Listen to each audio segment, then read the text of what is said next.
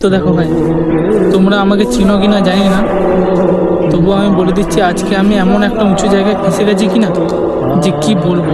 মানে আমি যদি এখান থেকে পালাতেও চাই বা নামতেও চাই কি না, তাহলে আমি একদম পুরো স্পট ডেড। মানে নামতে গেলেও পুরো মরে যাবো।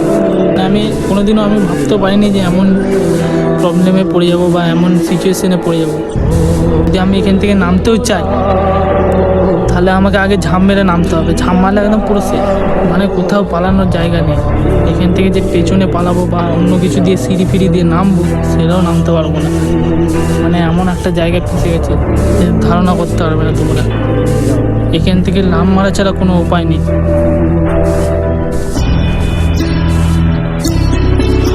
মানে আমাকে এখান থেকে লাফ দিতেই হবে, কিচ্ছু করার নেই। যাই হয়ে যাক, মরে যাই যাবো, তার মানে আমাকে লাফ দিতেই হবে এখান থেকে, তাছাড়া আমি বাঁচতে পারবো না।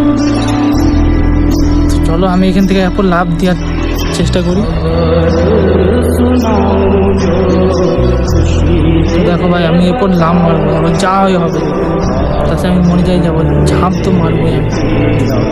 তো চলো।